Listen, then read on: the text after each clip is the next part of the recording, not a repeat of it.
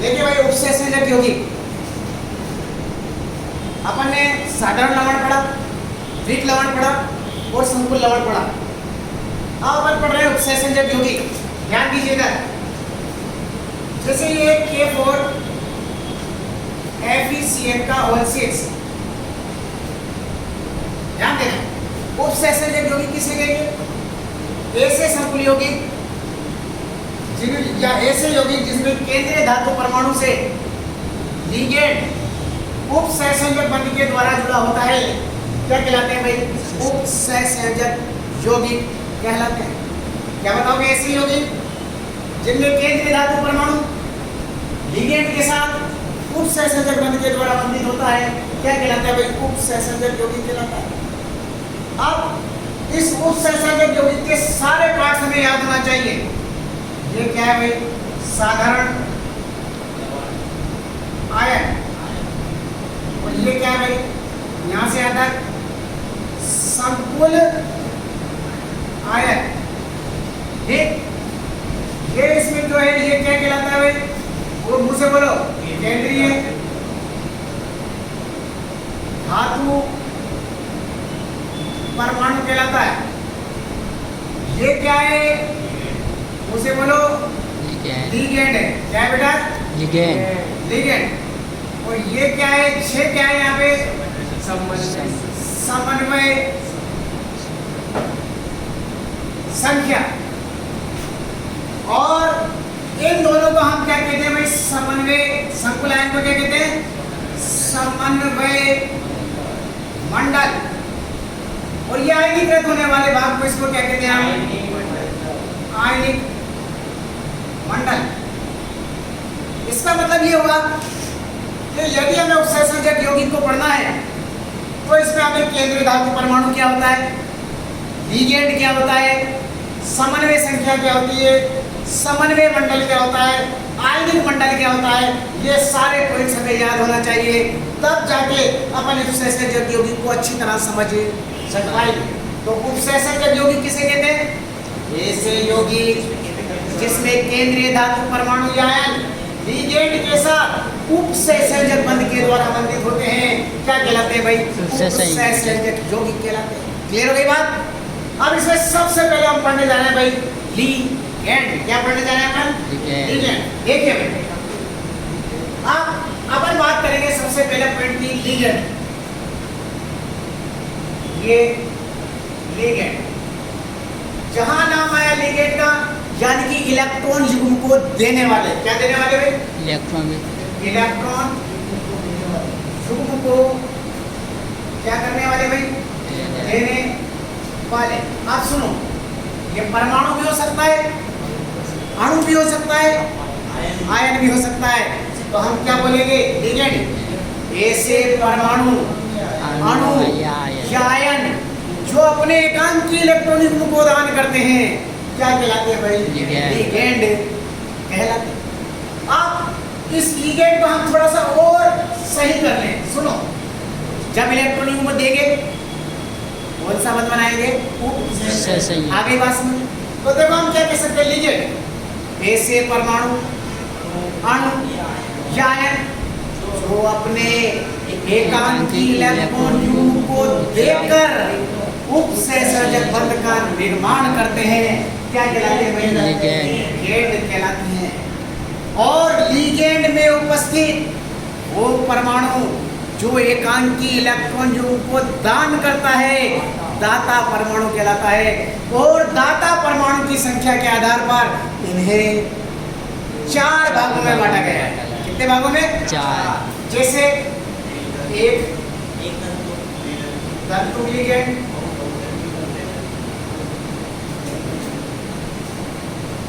द्विधातु ligand, बहुधातु ligand और उभयधातु ligand. कितने भागों में बांटा हमने से? 4 भागों में। एक धातु, द्विधातु, बहुधातु और उभयधातु लिगेंड। देखिए, हम बात करें एक धातु लिगेंड, तो वे लिगेंड जिनमें केवल एक दाता परमाणु होता है, एक दंतुक लिगेंड कहलाते हैं। दाता परमाणु लिगेंड एक से अधिक हो सकते, वो इलेक्ट्रॉनिक में एक से अधिक हो सकते हैं, लेकिन दाता परमाणु एक ही होता है। जैसे देखिए F minus Cl minus Br minus चल HOH। देखिए दाता परमाणु एक ही ऑक्सीजन, लेकिन एकांक इलेक्ट्रॉनिक में कितने हैं बेटा? 2 ROH, ether ROR, NH3, RNH2। देखो एक ही दाता परमाणु RRNH, ये सारे के सारे क्या कहलाएंगे भाई? एक तंतु लिगेंड कहलाएंगे। क्यों कहलाएंगे? क्योंकि इनमें दाता परमाणु कितना है बेटा? एक है, इसलिए क्या कहलाएंगे? एक तंतु लिगेंड कहलाएंगे। नंबर 2 द्वि तंतु लिगेंड। बताइए क्या बताओगे भाई? वे लिगेंड जिनमें 2 दाता परमाणु उपस्थित होते हैं क्या कहलाते हैं? द्वितंतु लिगेंड कहलाते हैं। इसमें दाता परमाणु 2 होते हैं, और ध्यान रखना दोनों ही दाता परमाणु उपसहसंयोजक बंधों का निर्माण करते हैं। जैसे एथिलीन डाइमीन, एक दाता परमाणु के लिए और एक दाता परमाणु के, इसको हम CH2N ऐसे भी लिखते हैं। CH2 एक और एक 2 दाता परमाणु का, और इस एथिलीन डाइमीन को हम ऐसे भी लिखते हैं EN। समझ में आ गई बात? जहां भी ये लिखा होगा यानी कि वो एथिलीन डाइमीन होगा। इसी तरह से ऑक्सीलेटो COO माइनस, इसमें भी एक और एक 2 दाता परमाणु है, तो ये एथिलीन डाइमीन और ऑक्सीलेटो कौन से लिगेंड हो गए भाई? द्वितंतु लिगेंड हो गए। इसके बाद है भाई तीसरा है बहुतंतु लिगेंड। कौन सा? बहुतंतु लिगेंड। वे लिगेंड क्या बताओगे भाई? वे लिगेंड जिनमें 2 से अधिक दाता परमाणु उपस्थित होते हैं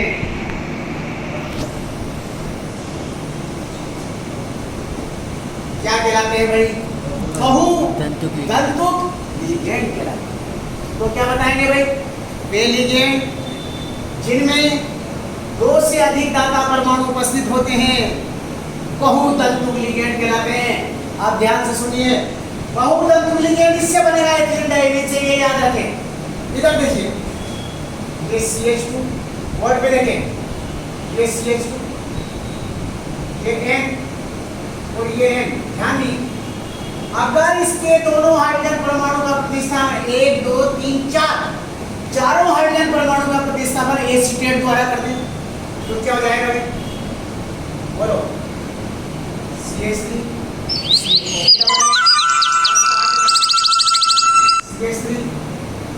CH3 माइनस CH3, ये भी क्या हो जाएगा? देखो क्या हो गया ये? Ethylene diamine tetra acetate, ethylene diamine tetra acetate. कितने तंतु में देखो? 1 2 3 4 5 6। तो ये क्या भाई? 6 तंतु। इसमें दाता परमाणु कितने हैं? 6। या हम ये भी कह सकते हैं CH NH CH3 minus CH2 CH3 minus CH3 ethylene diamine tetra, ethylene diamine tetra टेट्राने ट्राई एसिड। इसलिए कितने दंतु के देखो 2 3 4 5 6 पंचदंतु लिगेंड। ये कितने दंतु का षटदंतु लिगेंड। तो जिसमें 2 से अधिक दाता परमाणु होंगे वो क्या कहलाएगा? बहुदंतु लिगेंड कहलाएगा। ये भी समझ में आ गई बात। इसके बाद है भाई उभय दंतु लिगेंड, इंपॉर्टेंट है। उभय दंतु क्या बताया था भाई? वे लिगेंड जिनमें दाता परमाणु तो 2 होते हैं,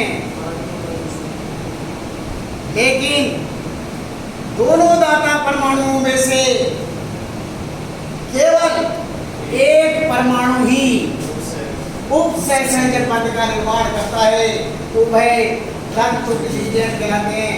जैसे NO2 ये तो बनाएगा ONO, एक बनाएगा नाइट्राइटो O और नाइट्रोजन बनाएगा तो नाइट्राइटो N। अगर CN बनाएगा और अगर नाइट्रोजन बनाएगा तो आइसो।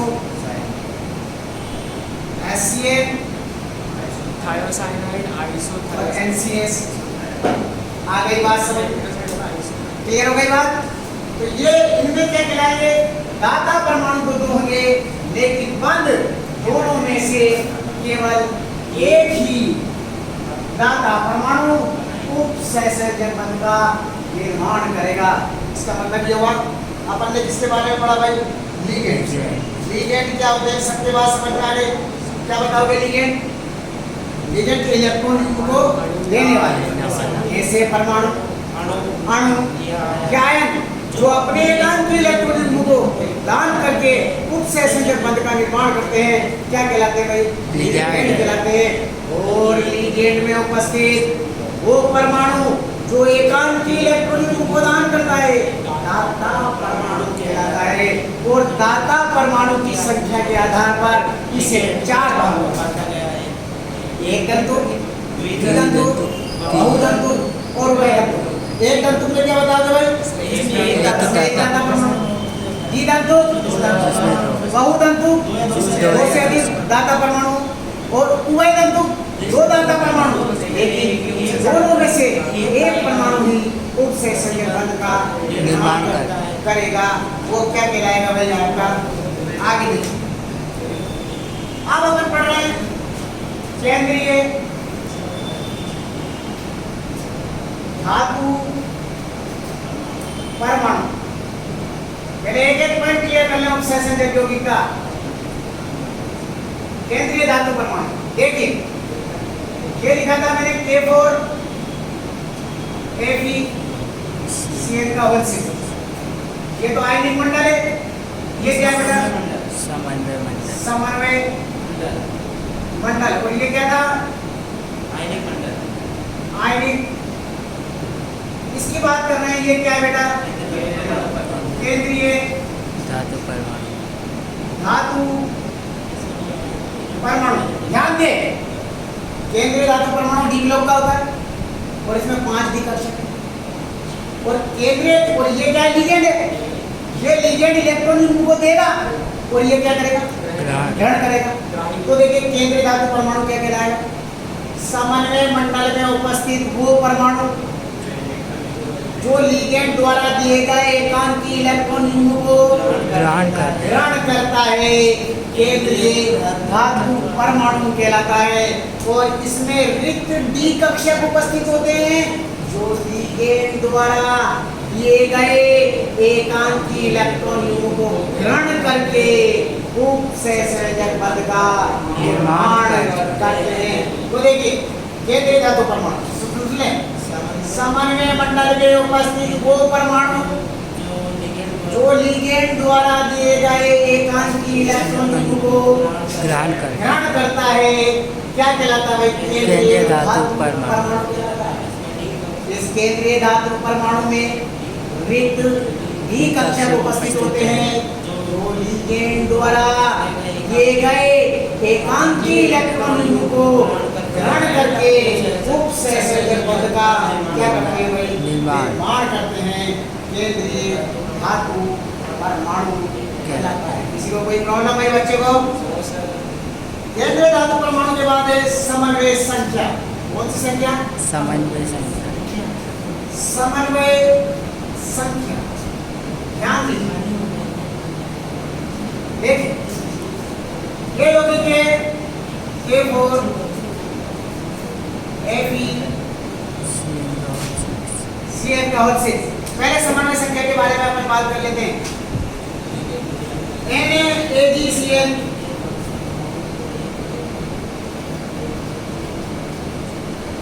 और ट्वाइस याद कीजिएगा भाई, या CuNH3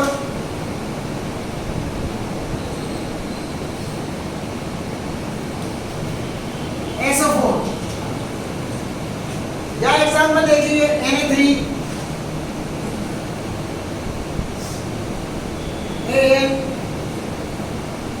C2O4 का और ट्वाइस Cr ये का और थ्राइस Cl3। ध्यान दीजिए भाई, समन्वय संख्या ये इतना समन्वय संख्या। इसको क्या बोला था हमने? समन्वय संख्या। देखिए 6 ना, तो ये एकदम डुप्लीकेट है। तो इसको कैसे परिभाषित कर सकते हैं? केंद्रीय धातु परमाणु से जुड़े हुए एक तंतु लिगेंडों की संख्या को हम क्या कहते हैं? समन्वय संख्या कहते हैं। जैसे आ देखिए इसकी समन्वय संख्या कितनी होगी? समन्वय संख्या बताइए इसकी। समन्वय कितनी हो गई? इसकी कितनी हो गई? इसकी कितनी हो गई? 4। यहां तक बात समझ में आ गई? यदि केंद्रीय धातु परमाणु से द्वितंतु लिगेंड जुड़ा हुआ हो तो उसे 2 से गुणा करके समन्वय संख्या निकाल लेते हैं। तो देखो C2O4 द्वितंतु लिगेंड है, तो 2 into समन्वय संख्या कितनी? 4। ये द्वितंतु लिगेंड है 3 डाइएमिन, तो द्वितंतु 2 into बराबर 6। समझ में आ गई समन्वय संख्या? तो समन्वय संख्या क्या बताओगे? केंद्रीय धातु परमाणु या आयन से जुड़े हुए एक तंतु लिगेंडों की संख्या को हम समन्वय संख्या कहते हैं।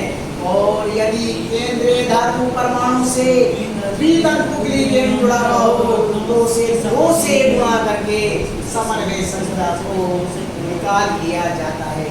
क्लियर हो गई समन्वय संख्या? समन्वय संख्या के बाद है भाई समन्वय मंडल।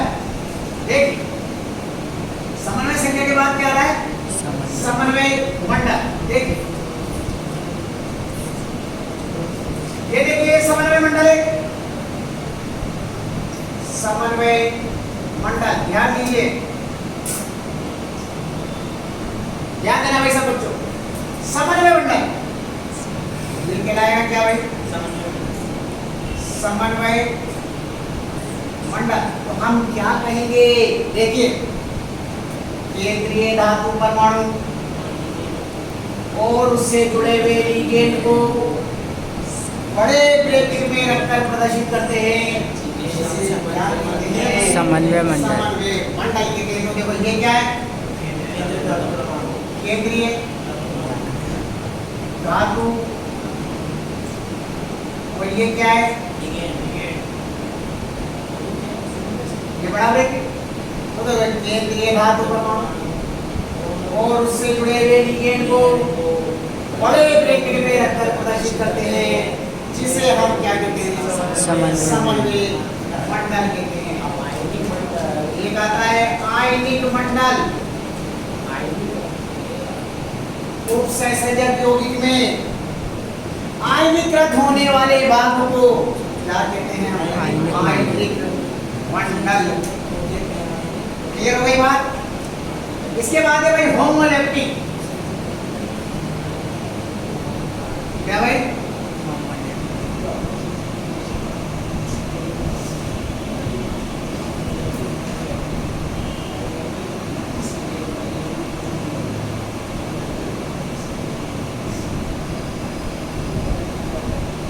देखो भाई,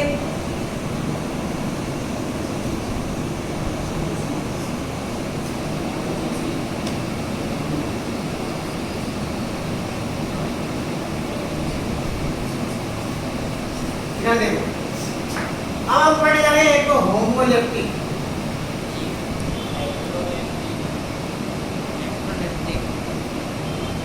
और एक है हेट्रो लैप्टिक। एक तो क्या होमो और एक दूसरा क्या हेट्रोलैप्टिक। जैसे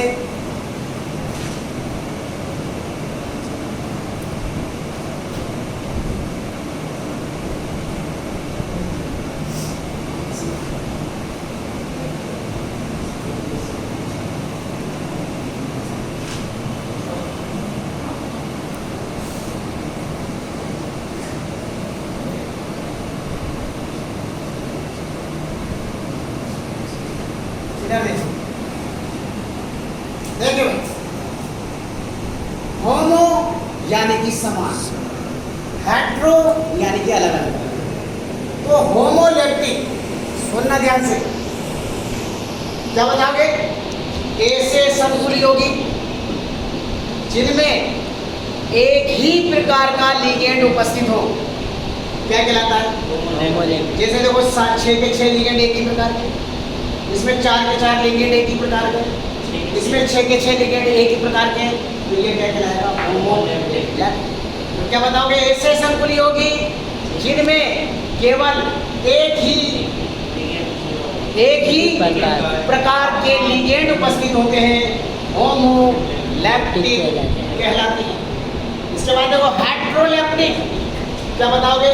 ऐसे समतुल्य यौगिक जिनमें केंद्रीय धातु परमाणु से एक से अधिक प्रकार के लिगेंड जुड़े होते हैं, हेट्रोलैप्टिक कहलाते हैं। जैसे देखो ये 2 प्रकार, इसमें 1 2 3 प्रकार के लिगेंड जुड़े हैं, तो ये क्या कहलाएंगे?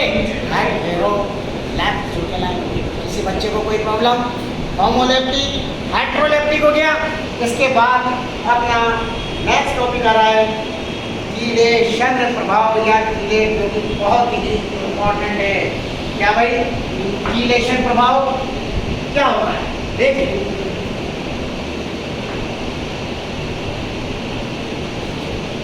तो याद हो गया होगा तुम्हें भी भैया, सब लोगों को। देखो, कीलेशन प्रभाव इम्पोर्टेंट है। देखिए, समझ लेते हैं पहले। देखिए, ये क्या है? एथिलीन डाइमीन को लिगेंड है ना? कौन सा लिगेंड है?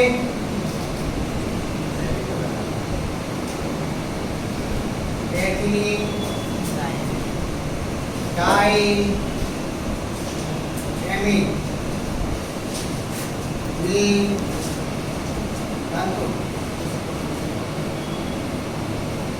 ध्यान से देखिए, ये कोई भी केंद्रीय धातु परमाणु है, धातु आयन। आप देखिए, दाता परमाणु ये भी है और दाता परमाणु ये भी है, तो ये भी इसको एकांक इलेक्ट्रॉन युग्म देगा और ये भी इसको एकांक इलेक्ट्रॉन युग्म देगा। तो क्या स्थिति हुई भाई?